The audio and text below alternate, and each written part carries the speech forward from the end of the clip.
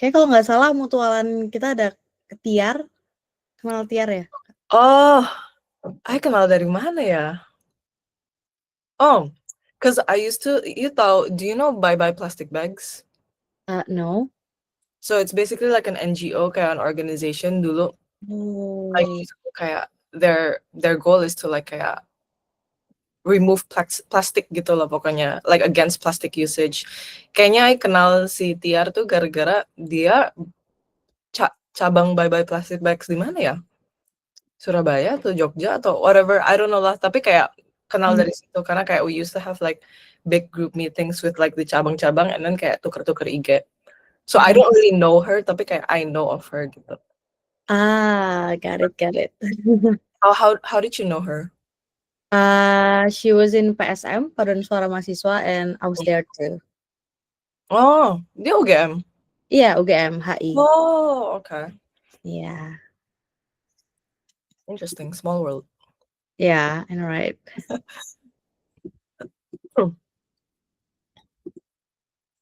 BTW kan nanti setelah, iya aku anak PSM Kak.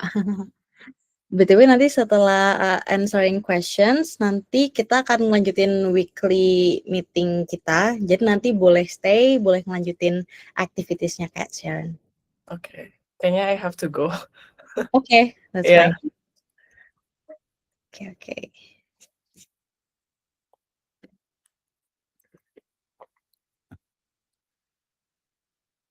Berarti sekarang di sana full working ya Kak ya?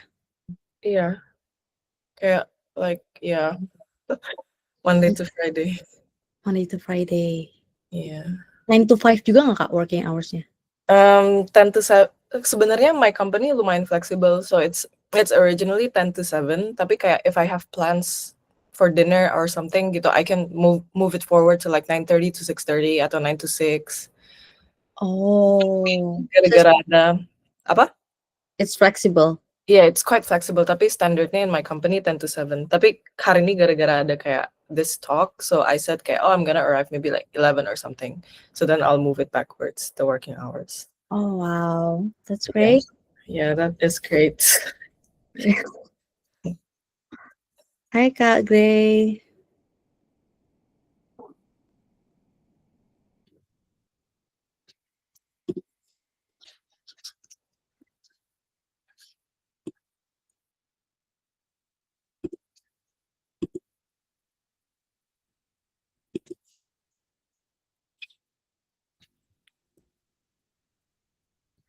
Kak Sharon masih ingat beberapa orang di sini? Dari tadi namanya belum ada yang familiar sih. Yang familiar. Kak Bella, ya Kak Bella? Hah? Kak Bella.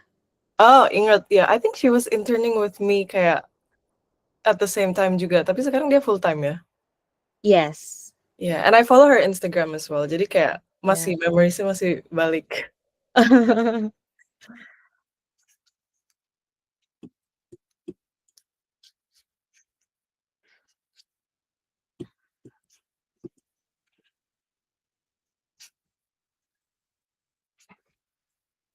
Hai Kak Bayu, morning.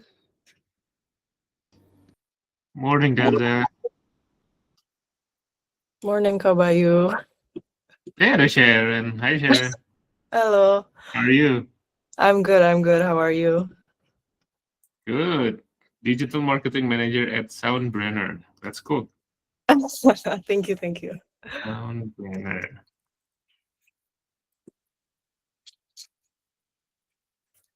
Oh, that's nice, Sharon.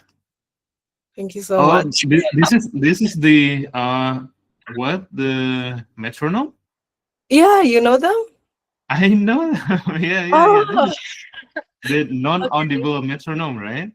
Yeah. The vibrating metronome. That's very cool. You're okay. Where are you working from?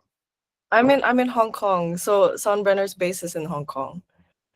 We have one in Hong Kong and in Germany as well. Germany, yeah.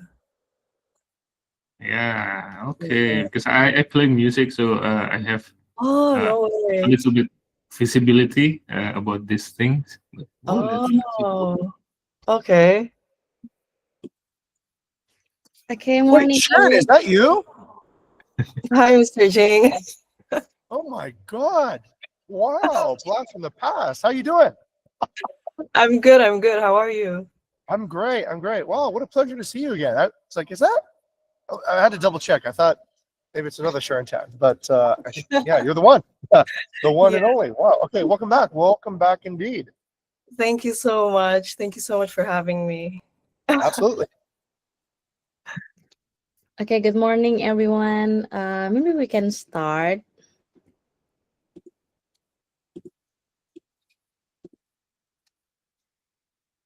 Okay, good morning, everyone. Thank you for being here. Welcome to All Hands, Tuesday, 25th November. Um, for today's session, we will have Sharon Tan as our weekly inspirational speaker. For today, she is a digital marketing manager at Soundbrenner, and she's also a former employee here at Bukit Vista. Welcome, Kak Sharon. Thank you for having me. Okay, next.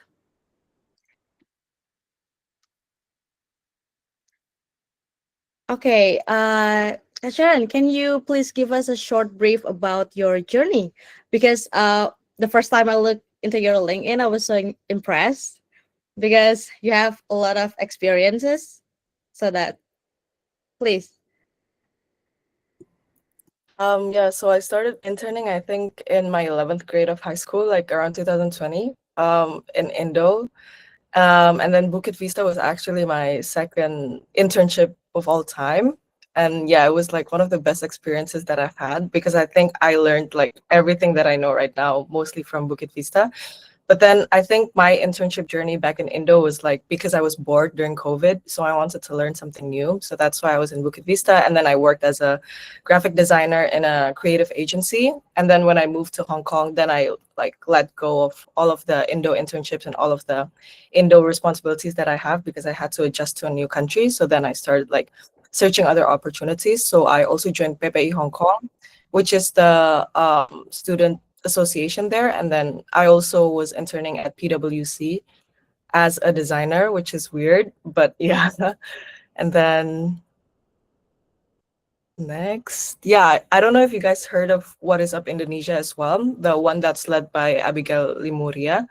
I was their junior writer as well at that time before they kind of like blew up right now.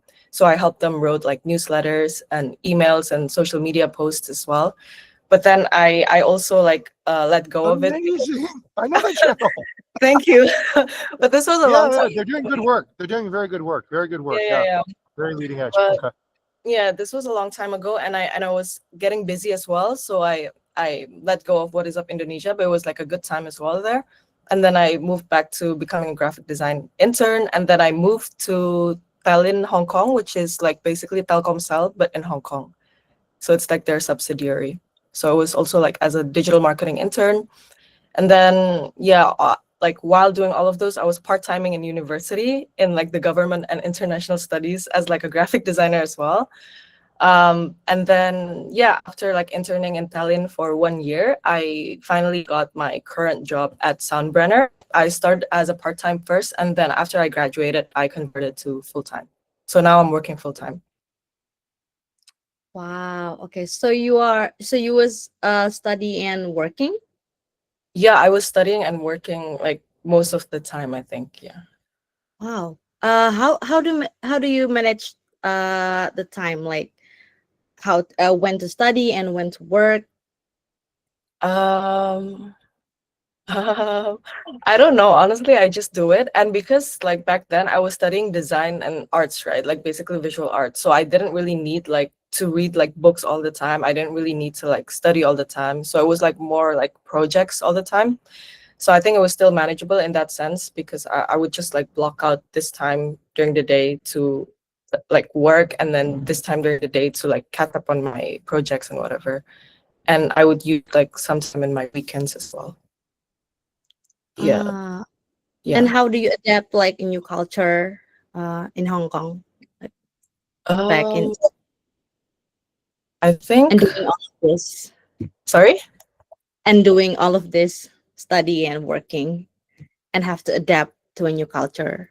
I think thankfully, like I met really good friends in Hong Kong.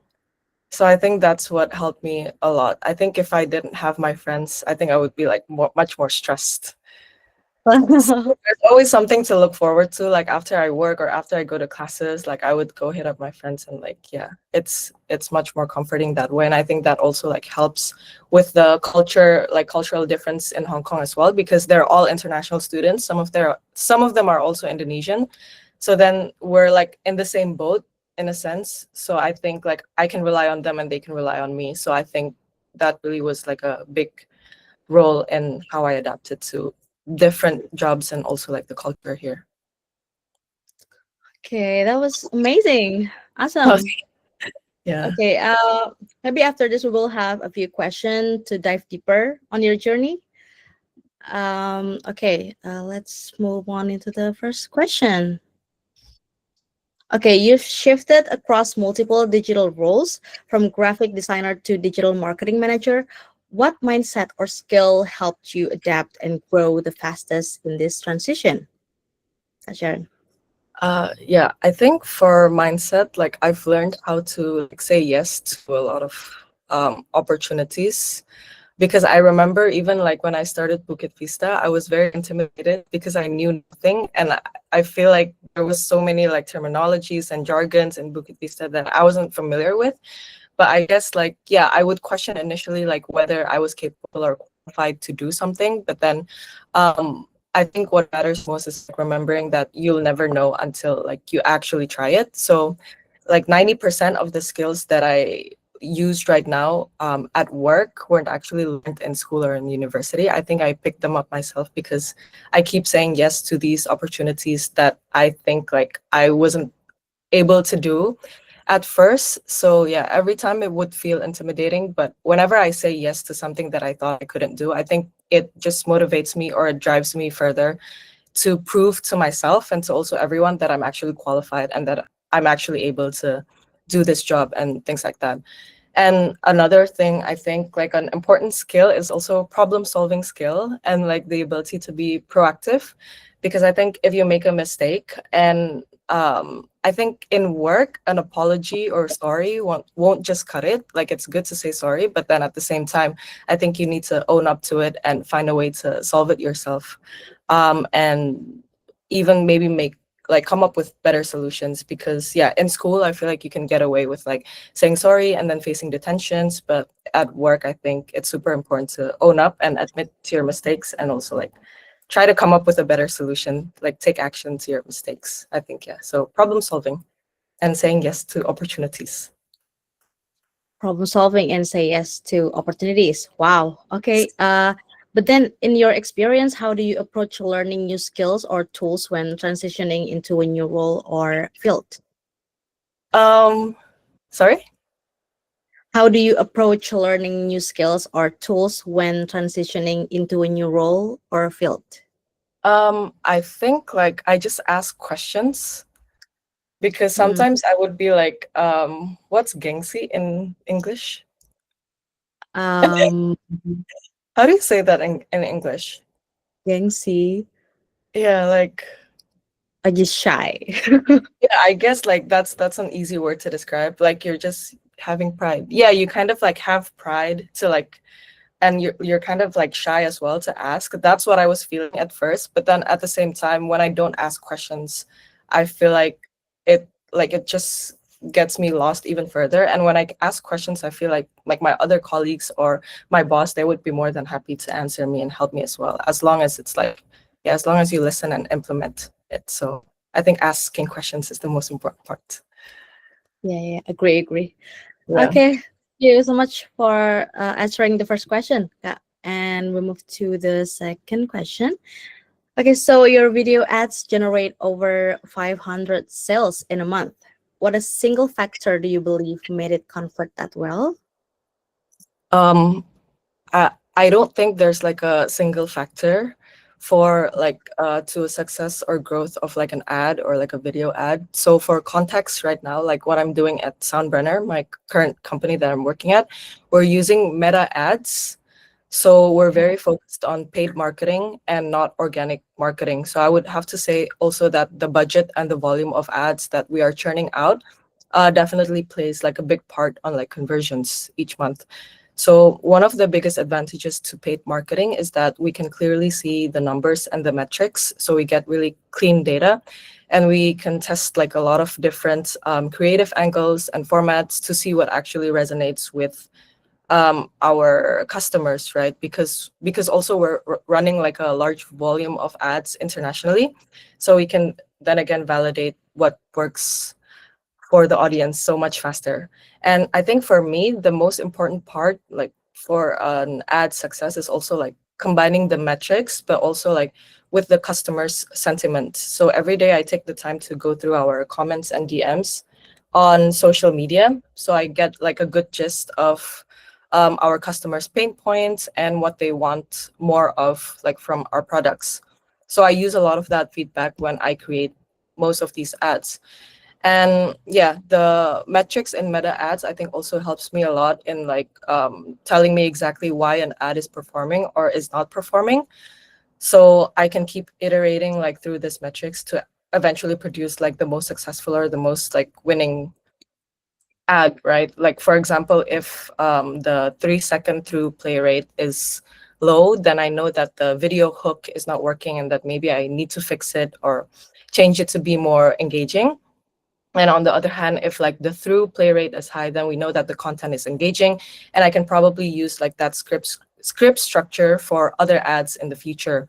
And like another example, if an ad gets a lot of impressions, a lot of reach, but it has like a low outbound click-through rate, then maybe I know that like it's telling me that maybe the ad isn't explaining the product well enough, or there's no call to action. So then I basically review all of these different metrics, and then I combine what I learned from all of the like experiments that I have in other ads, then to like create like the ultimate ad, if that makes sense. So I don't think there's like a single factor. I think it's a mix of like customer sentiments and like metrics, and also like understanding your audience is the most important part.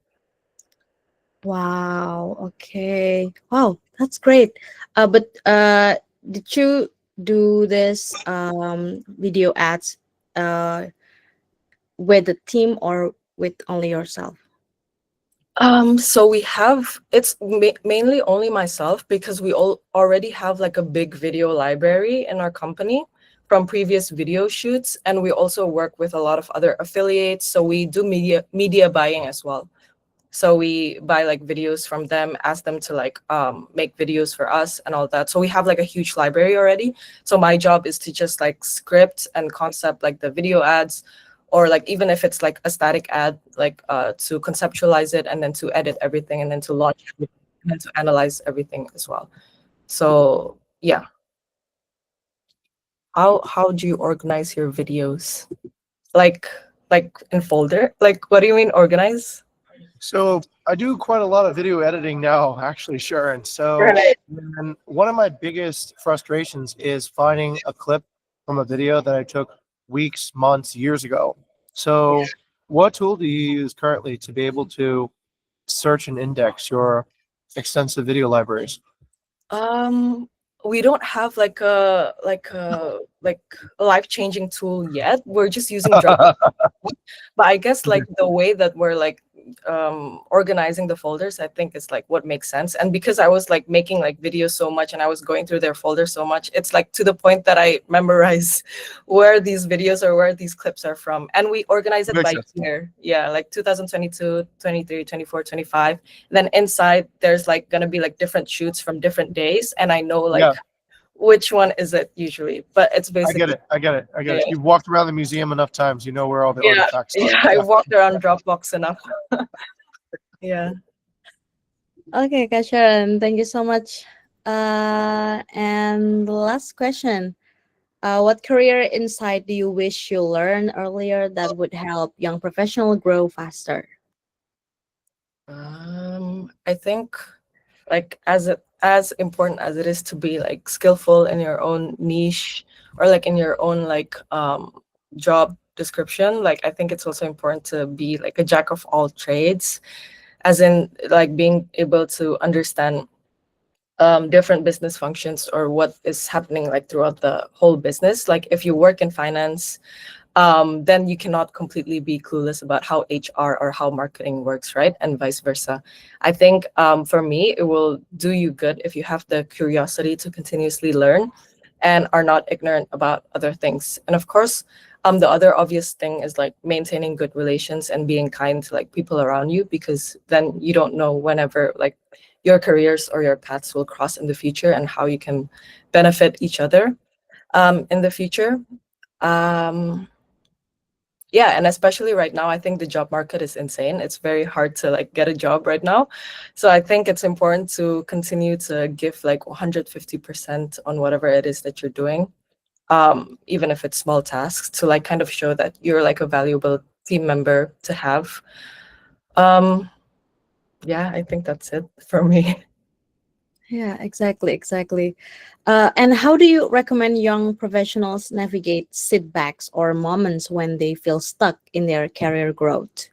I think the important thing is to like not compare yourself to everybody else. I think it's cliche and it's like easier said than done, of course. But I do believe that like success is relative to each individual's experiences. Like everybody has different levels of privilege, different levels of upbringings or like timelines, right? Like for example, obviously I cannot compare myself one-on-one to somebody who grew up singing their entire life and ends up becoming like an award-winning singer at 22. So I think everybody's version of success looks a bit different. And I think like even if maybe you feel like you're being set back or like you feel like you're not doing enough, I think as long as you're working hard and like trying to do something instead of like giving up and complaining, I think like it counts already. So yeah, I think the best thing I try to do right now is to just focus on my own achievements and try not to compare, because everybody's success is like different. Yeah. Yeah, I think because this comparing issue with others is like a Gen Z issue. So Yeah, I think it is a Gen Z issue. yeah. Yeah. Okay. Maybe that's it for the questions. Oh, Kagani And has a question. Should yeah, I ask? yeah, yeah. Yes, after this, we will have a question and answer from anyone here. Okay, so maybe you can answer Kak Gani. How do you use AI tools on your works? I use a lot of AI tools because it helps me do like a 4-person job, like just for myself. I use like Nano Banana, like the Gemini, for photo editing and to make like cool product shots for like different kind of like sales. And I also use like ChatGPT, of course, to help me conceptualize and also do like a bit of market research. I'll always ask like ChatGPT to do deep research on like a certain customer segment, so then we can like market to them. And I also use Nano Banana, ChatGPT. We also use like an upscaling AI. It's called Topaz Gigapixel to upscale photos. And I think that's it. But I think like AI is just like integrated already in my workflow. Like it's always like whenever I need help, I ask AI. Yeah. What do you think about not using AI too much? I think I don't think there's like too much, because in my opinion right now, AI still needs like a lot of guidance from us. Like sometimes I need to scold ChatGPT. Like I need to get angry to ChatGPT because like I feel like they sometimes give like delusional answers. So I don't think like there's like a point where like it's gonna be too much. And plus like I feel like it's inevitable. AI is inevitable. So I think rather than like kind of avoiding it, just like integrate it into your workflow, because if used well, I think it's really great. And they also have like, of course, like, I think that's it for me. Yeah, agree. Yeah. That's cool. Thank you, Kak Sharon. Is anyone here have another question for Kak Sharon?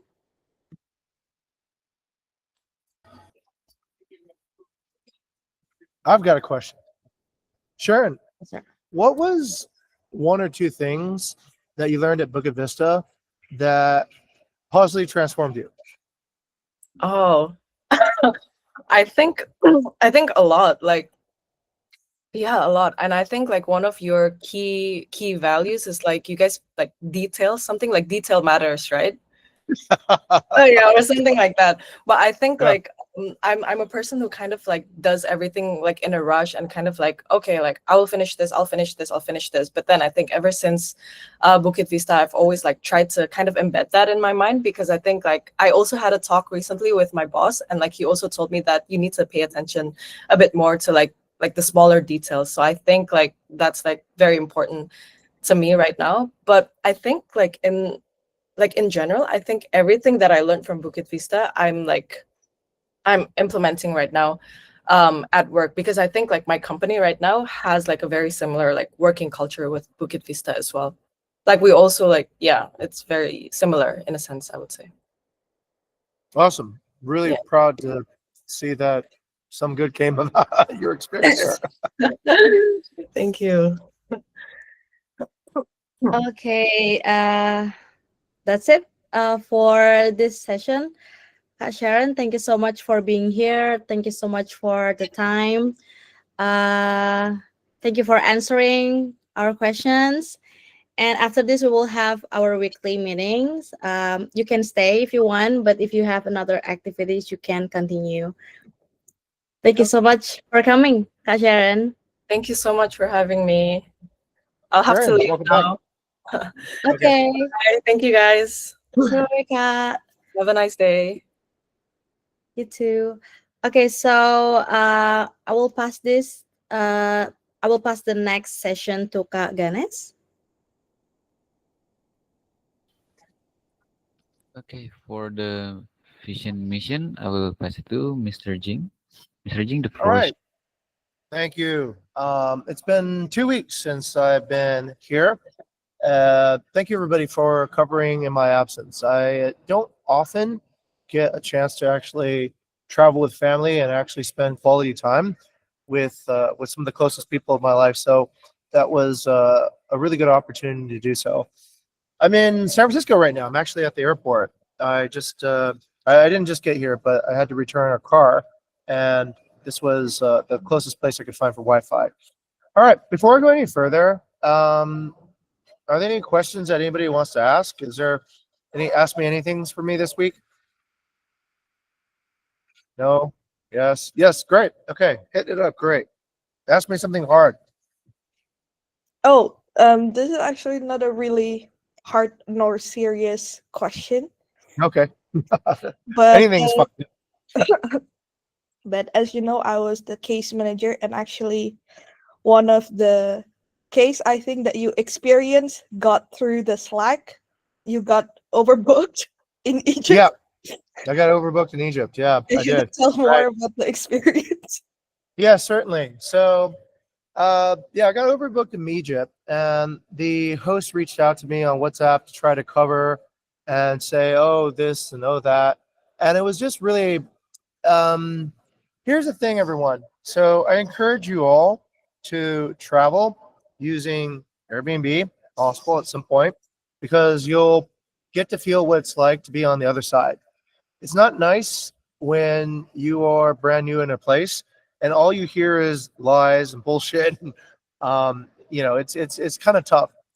A lot of people told me don't ever travel to Egypt because Egypt is it's actually kind of it's a very difficult place to travel. I've traveled to a lot of places, and Egypt is certainly high on the difficulty, on the challenge side. It is actually my first time in Africa, now that I think about it. So that was pretty fun. I'll tell you a fun story, Grace. So what happened was we were in Istanbul, and I needed to get back for a talk at Berkeley. Third time at Berkeley now, guys. Yeah, they've invited me back to speak again. They want to do more outreach with Indonesia. Currently, Berkeley's working with UI, but hopefully we can get them to work with ITB and UGM through Bukit Vista soon, and that will be very exciting as well. Anyways, I had about 4 days before I was supposed to get back. So my wife, where is she? Where's Diana? Is she here? Okay, she had to get back to make sure that the the base didn't burn down, right, Kanza, and was still there. So she headed back, and then I was with KDK, and we were in Istanbul in Turkey for a few days. So I realized that when you're in Europe, there's low cost flights for like $30 to everywhere. So we're like, cool, we can go explore. So I told KDK, do you want to see the Roman civilization or the Egyptian civilization? And she was like, I don't know anything about either. So I was like, let's watch some YouTube. So we sat there and we watched about 3 hours of YouTube videos. And then she said, I want to see the mummies in Egypt. We're like, perfect. They just built a new museum. So we went. So we flew over to Egypt. And I can tell you, Cairo is like a next level of Jakarta. Like, I thought Jakarta was intense. Cairo is like twice as intense. It's like twice as crowded. And there's no trees at all in Cairo. It's just all sand, dirt, and Egyptians, right? And Egyptians are on the hustle with you from the moment you land. You will hear everything to get you to buy something. So it's really, really difficult. So yeah, I got overbooked a few times, and it was just frustrating, overbooked. And so I went to Airbnb to ask for my money back. So I think it's important, Gray, that we travel from time to time.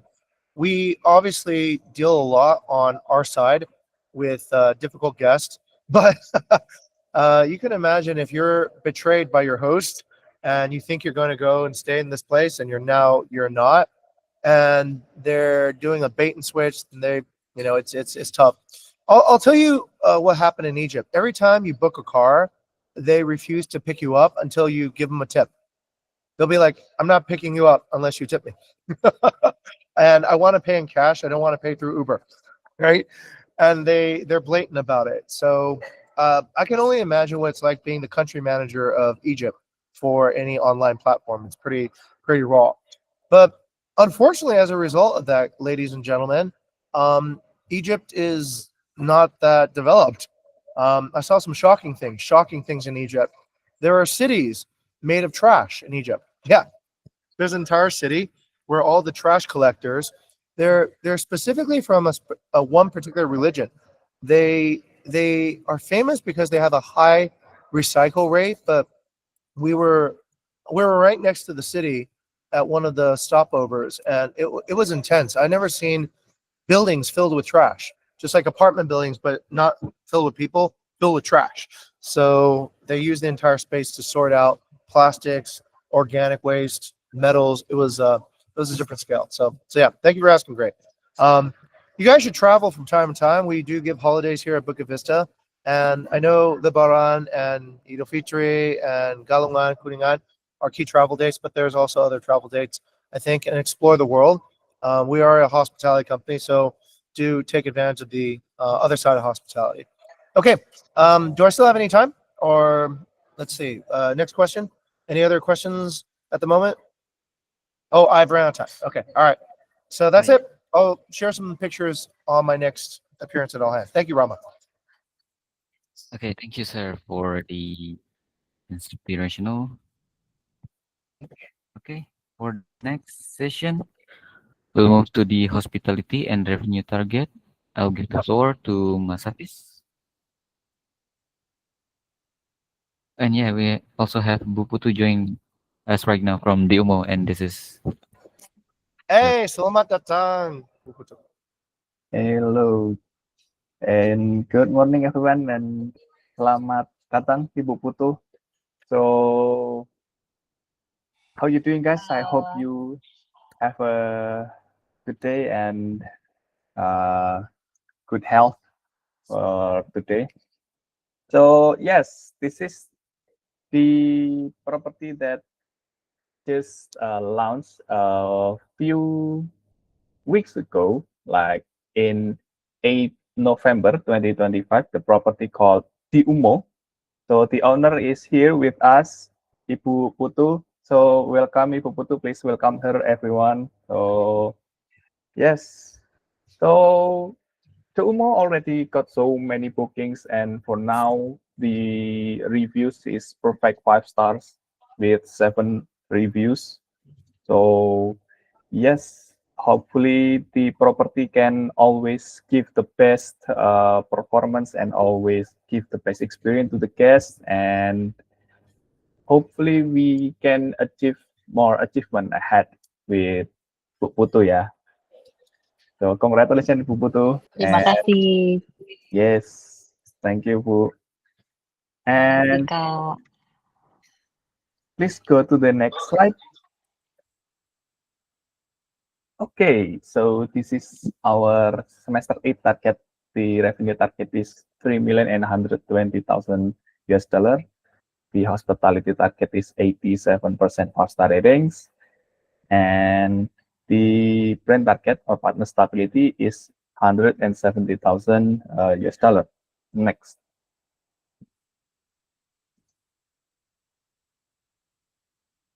So next. This is the hospitality target achievement for the first metrics is accuracy. Unfortunately, after we got an increase last week, this week got a decrease by 0.5%. Next, check-in. Check-in got an increase by 0.2% after decrease last week. Next, cleanliness. Cleanliness is the metrics that got a increase by 2 times a week. So this is a consecutive increase for the cleanliness. Good job, guys. And the cleanliness increased by 0.4%. Next. Communication. Communication, unfortunately, for this week is stagnant. So the progress is same with the last week.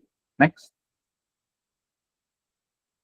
Location. So after 2 weeks, we got the decrease and stagnant. And this week, finally, we got an increase by 0.1%.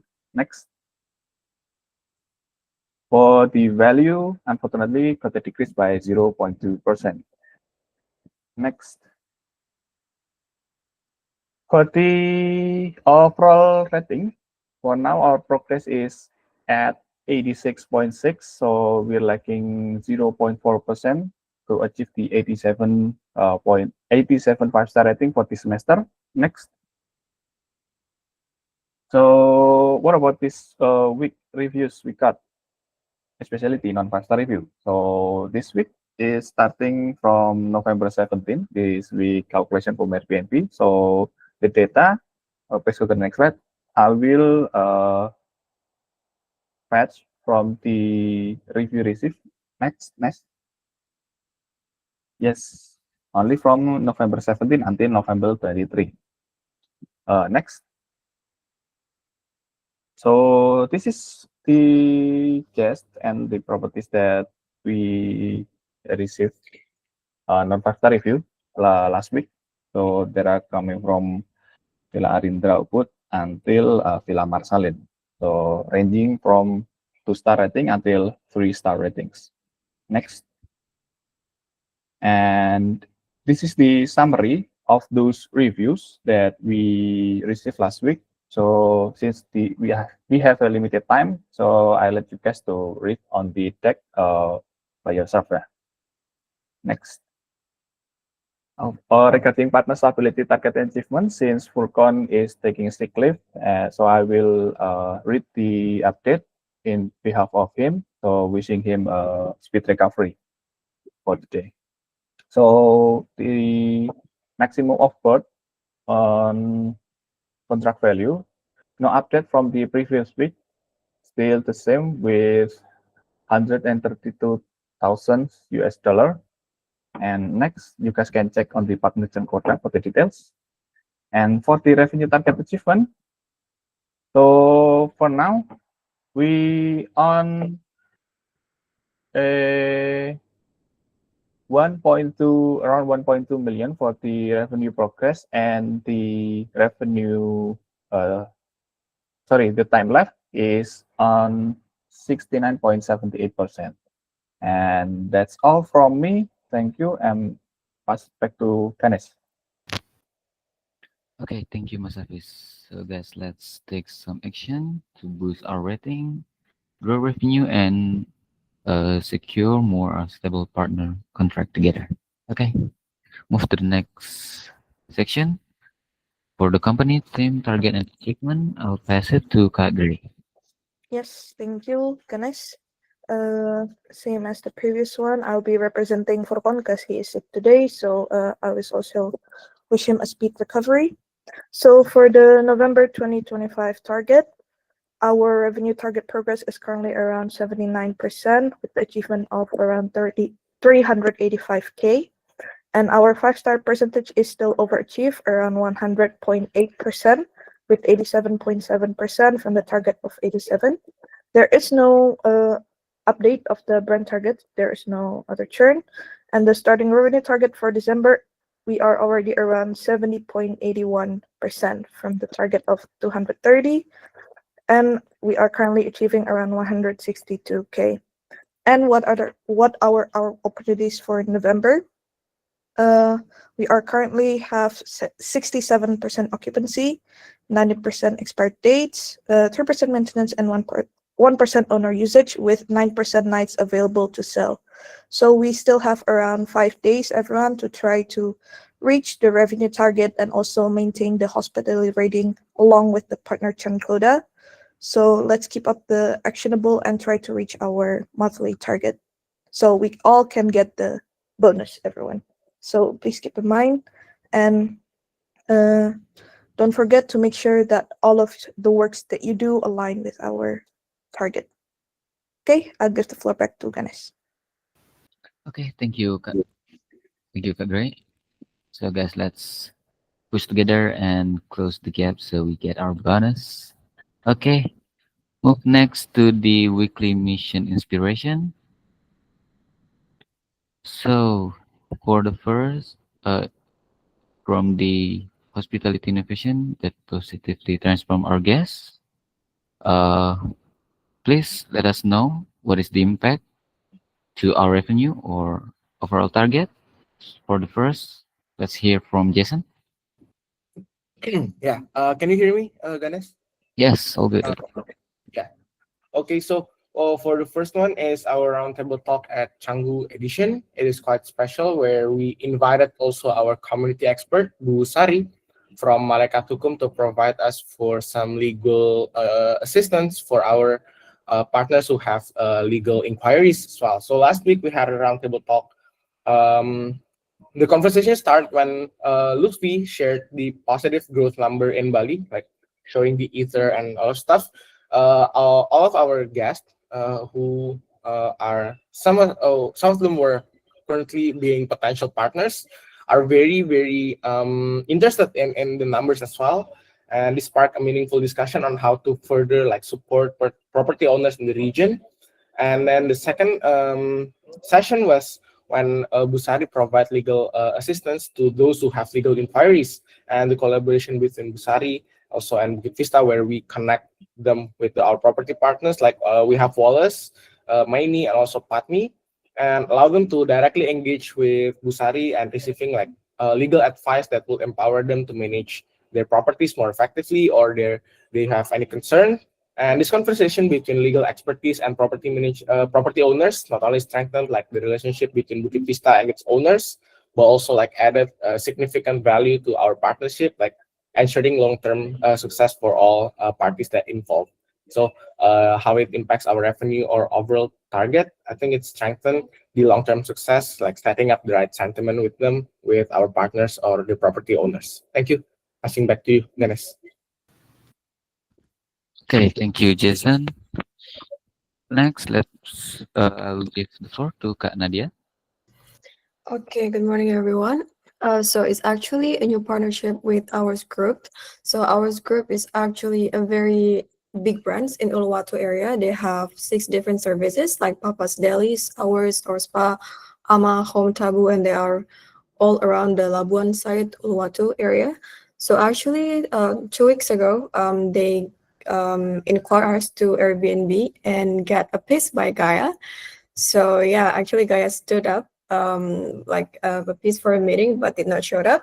So I came for the meeting last week and I met Max. So during the discussion, we agreed to our groups to have like special guest experience for our Bukit Vista guests, and they will get like special discounts and also some credit experience, such as they can get free drinks or like free reservations and something like that. Yeah, so this is actually our ways to improve the guest experience and hopefully can improve the hospitality rating as well. So yeah, that's it for me. Thank you. Okay, thank you, Kak. Is there discount for employee, Kak? Oh, sure. Oh, nice. Really great. Yes. Okay. Now let's move to Lutfi. Lutfi, the floor is yours. Okay, so last year we believed Christmas travel in Bali followed a straightforward pattern. Guests book early, stay longer, and arrive on predictable holiday dates. This simple view guided how we approached the season. But to improve our strategy for 2025, we decided to look deeper by analyzing last year's actual guest behavior and booking data. So the data revealed that Christmas demand isn't uniform. Different guest segments behave differently, even within the same property type. For example, in guest houses, larger groups tend to check in very close to Christmas, while smaller groups arrive earlier, creating demand waves that weren't visible before. So overall, the patterns show that holiday travel is segmented and more dynamic than previous assumptions. These insights contained within the research will allow our teams to align more precisely with how guests behave.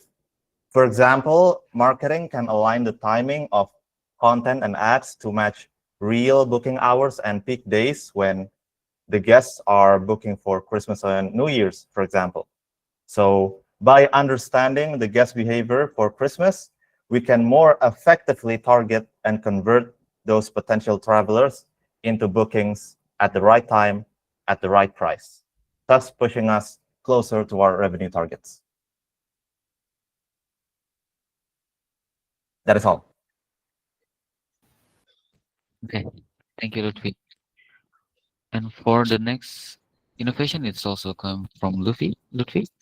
Okay, so this is the second research I'd like to present.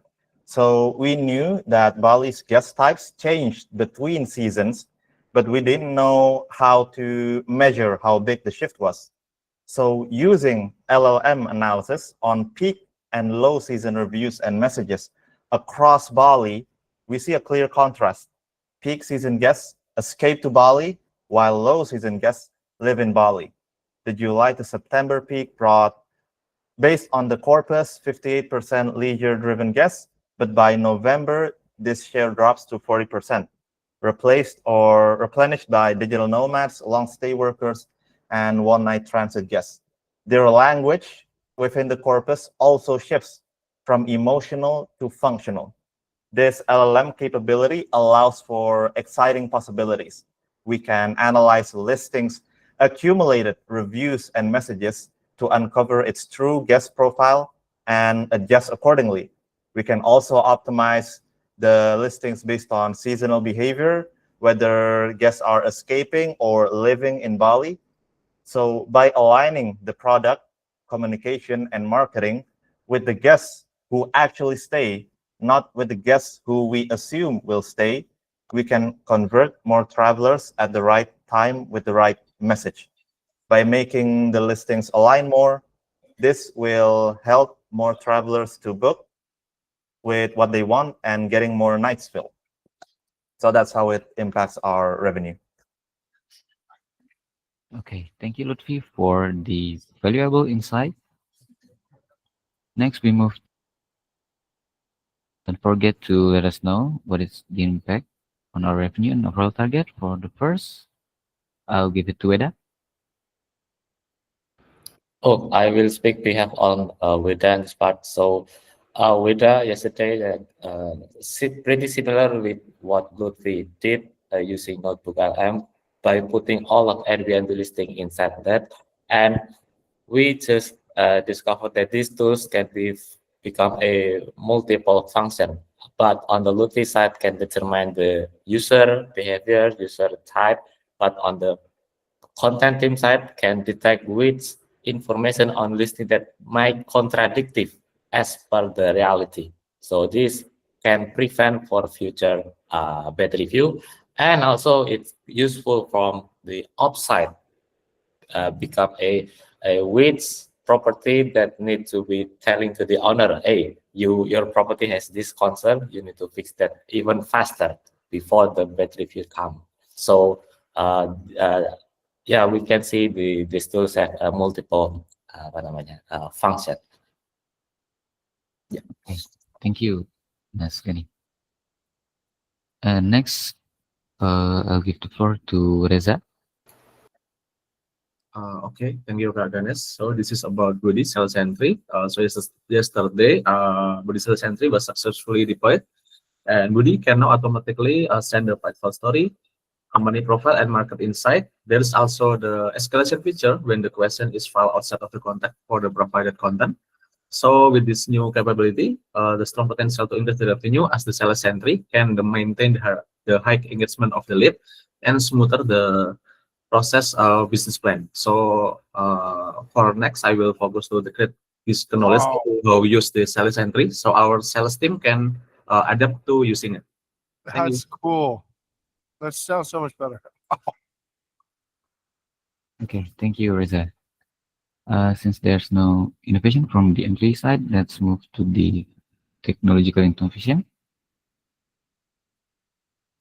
For the first, there is a from Kak Robin. Okay, thank you. This is going to be a demo, yeah. Let me share my screen.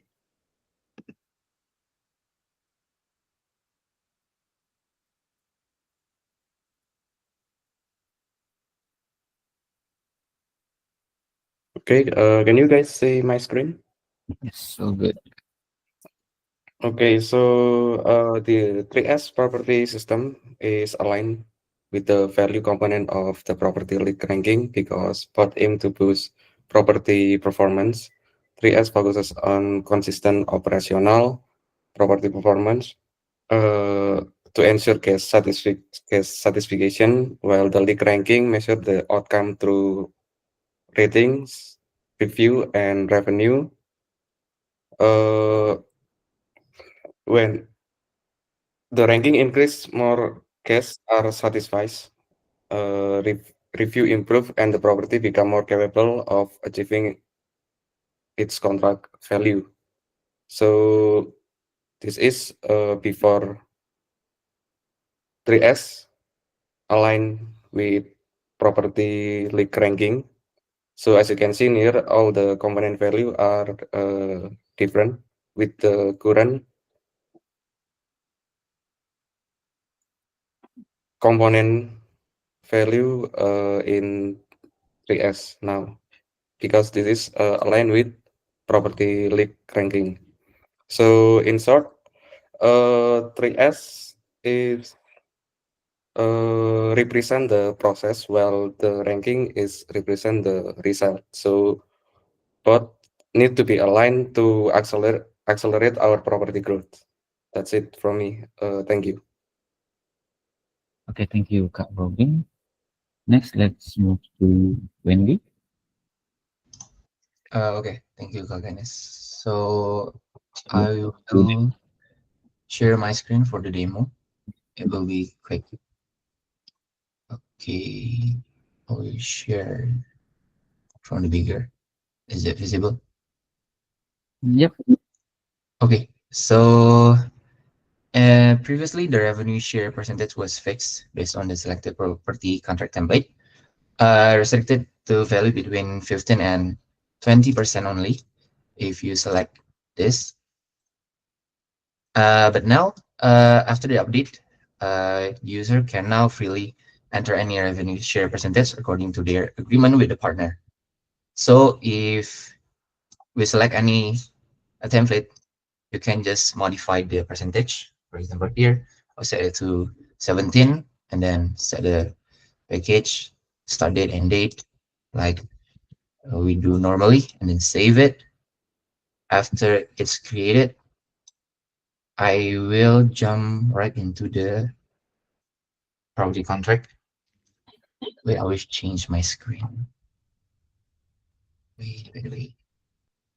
I open the contract, and if you can see here on the revenue share part in page 15, I believe.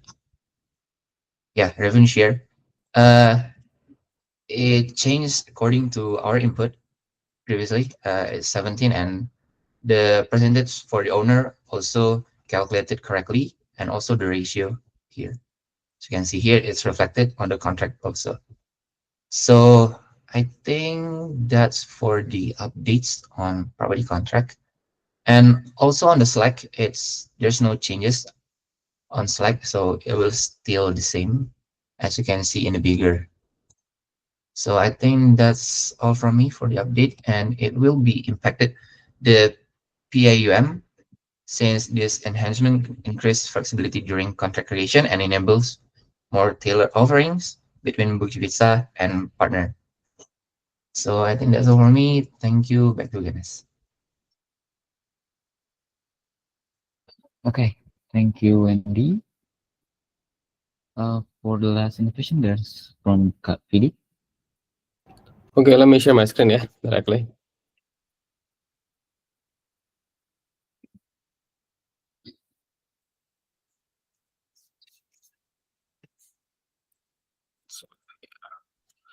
Okay, so small update on Sofia. Right now, Sofia will be able to tell the supervisor why she thinks that it should be prioritized, why a property should be prioritized for inspection, including possible, like for example here, it says that Villa Gato is has not been inspected more than 60 days, which is a breach of SLA with the partner. And for example, like Casa Breeze is also above 60 days. And then there's also, it will also be able to extract like the last bad review so that the inspector will be able to know as well what to look out for during the inspection. So this reasoning will help the supervisor to be more confident with Sofia's prioritization, basically. Okay, that's it for me. Okay, thank you, Kak Fidi. Kansa, can you help share the screen? Okay. Now let's move to the core failure recognition. For the first, there's from Mas Gani. From Kak Bella. From me, thank you, Ganesh. This is to Kagani, appreciation as upper management to unlock some works that needs to be done. So I asked Mas Gani to complete and it's get complete. Thank you, Kagani. Back to you, Ganesh. Okay, thank you, Kak Bella. Next, there's from Kak Bayu. Okay, this is to you actually, Ganesh. This is for Rise to the Challenge and Rise to Action. So it's good to see Ganesh stepping up to the opportunity to manage or onboarding new properties. Regardless of limited domain knowledge, he has the grit to learn and embrace the uncertainty. There's a lot of uncertainty right now, but keep doing, and I believe you will be places, basically. Okay, thank you, Kak Bayu. And thank you also, guys. Okay, next from Kak Gray. Oh yes, this is the one that Nadia said earlier. So 2 weeks ago, Gaia received a partnership proposal from Ours Group Uluwatu through Airbnb inquiry, and their auto reply ended up agreeing to setting up a meeting. And Gaia, I think she is a bit too smart. She did not realize she's an AI, so she's unaware that her digital self can't exactly teleport to Uluwatu to meet directly. So the meeting naturally did not happen, and the person got stood up. But we managed to get the sentiment back, and I passed to Nadia whether she accept the challenge to try to turn this around. And she rise to the challenge and meet with them in person to secure the partnership. And we landed the collaboration. So well done to Nadia for turning the situation around. Back to you, Ganesh. Okay, thank you, Kak Gray. And Kak Nadia for rest of the challenge. Next, There's from Kak Kaila. Okay, this one is to Reza. I've been working closely with Reza for the past couple of months, and to be honest, it's really satisfying because, especially in terms of getting things done. So Reza is someone that, and this is appreciation for you because you are clearly have understanding of what you know and what you can do and the things that you cannot do. So I appreciate the way that you always escalate when you not quite certain of things, and you do not ask me to repeat twice because the next time I know is that you keep on deploying that after I teach you something. So that's a good one. Keep up with the courage and creativity, Reza. It's one of your strongest asset. Been a pleasure actually. Thank you, Kak Kaila, for recognizing Reza. Okay, yeah. Next Oh, from yeah, this one is for Jason. Do you have Jason here? Not sure. This Yes, is Kak. okay. Hi, Jason. So this is a solid bio section. If you click on the photos, there's or the image, there's actually like a conversation there on the Slack. Yep. So basically, I was offline. Jason needs to inspect a property. Some would, facing the uncertainty, would just stop and wait, but he did not. So he actually went through all the documents he find on Slack, he find on WhatsApp. He tried to find his way through to get things done. So yeah, thanks for not letting the teams down. In you, I trust. Thank you, Jason.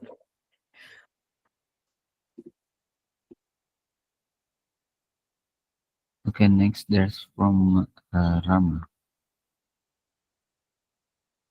I think Rama is at the hospital. I will read it for him. So he would like to appreciate Reza for helping him revamping inspirational speaker website.